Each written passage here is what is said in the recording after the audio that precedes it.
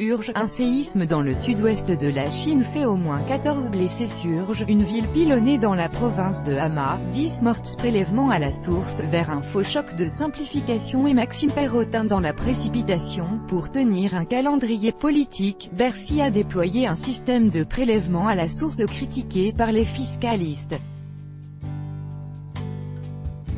Complexe, il alourdira les démarches tant pour les tiers payeurs que pour certains contribuables.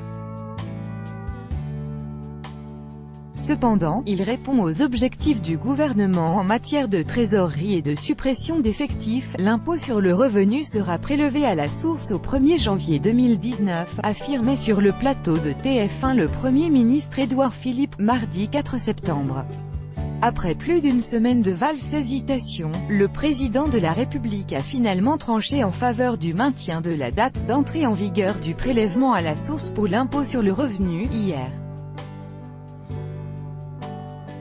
Une réforme lancée par François Hollande, qui avait déjà été reportée d'un an par Emmanuel Macron à son arrivée au pouvoir.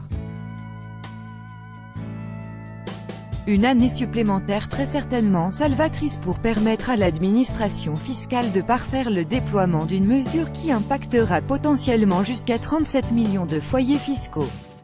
C'est avant tout une réforme pour l'administration fiscale, cela a été habillé en marketing pour les contribuables, mais c'est une réforme d'abord pour le trésor public, réagit à notre micro l'avocate fiscaliste Manon Laporte. Comme nombre de ses homologues, la juriste souligne une augmentation de la complexité du système de recouvrement pour de nombreux ménages. En effet, si un célibataire n'ayant pour seul revenu que son salaire y verra une simplification de ses démarches, ce ne sera pas le cas des autres. Prenons en revanche le cas d'un couple où chacun ne toucherait pas les mêmes revenus et qui aurait choisi un taux individualisé ou un taux neutre par souci de confidentialité vis-à-vis de son employeur respectif. Les membres de ce couple devront compléter les prélèvements effectués automatiquement sur leur salaire par des versements mensuels au fisc pour les autres revenus du foyer, comme ils le faisaient jusqu'à présent, via une mensualisation des prélèvements. D'ailleurs, quelle que soit sa situation, tout contribuable continuera à remplir sa déclaration de revenus, un véritable micmac, fustige Manon Laporte dans une tribune publiée sur son site.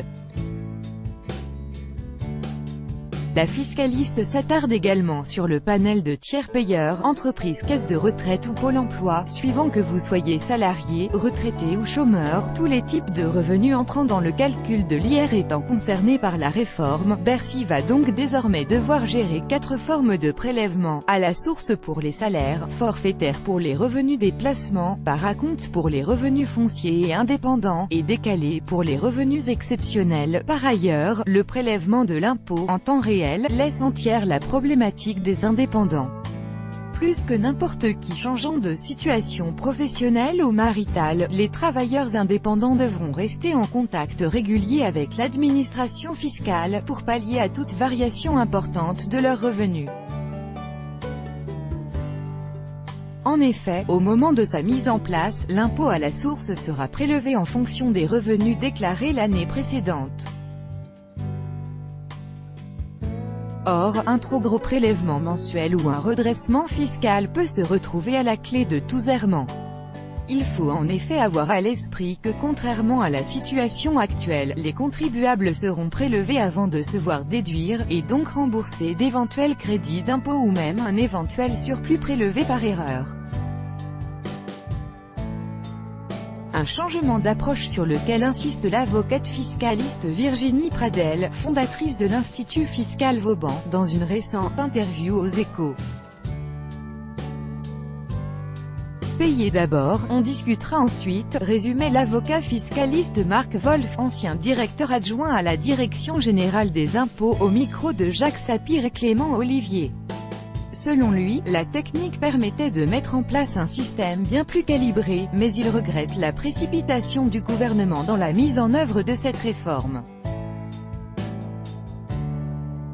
Pour répondre au calendrier politique, la Direction générale des finances publiques, DGFiP, a dû rogner sur le dialogue avec la société civile, relate-t-il.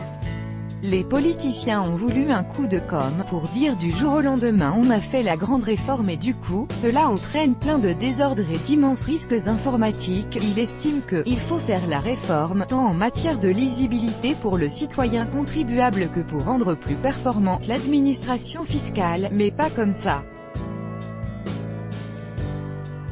Parce que tels qu'ils l'ont choisi, ils vont se planter, met-il en garde. Le problème de mes amis, c'est qu'ils ont conçu un système mal foutu. Une des alternatives avancées par les fiscalistes aurait été simplement d'obliger les ménages à mensualiser leurs prélèvements, plutôt que de déléguer leur recouvrement à des tiers payeurs. Qui plus est, dans le cas des entreprises, celles-ci devront donc adapter leurs moyens pour pouvoir répondre à cette nouvelle perception d'impôt qui leur est demandée, alors même que ces acteurs de l'économie sont déjà particulièrement sollicités, tant en matière de perception, TVA, CSG, qu'en tant que payeurs. Un phénomène sur lequel revenait Marc Daniel, économiste, professeur associé à l'ESCP Europe. Sur le plateau des chroniques de Jacques Sapir, il fustigeait tant la complexité de la fiscalité en France que la délégation par l'État de ce qui tient du régalien à des entreprises, premières victimes de l'accumulation d'impôts dans le pays. Pour illustrer son propos, l'économiste évoque notamment le nombre de prélèvements auxquels les entreprises sont soumises en France, d'après l'OCDE.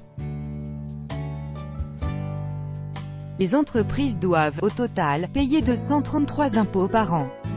C'est-à-dire que, pratiquement chaque jour ouvré, une entreprise doit quelque chose au fisc, une complexité peu compatible avec la réforme du prélèvement à la source, estime auprès de nos confrères Virginie Pradel.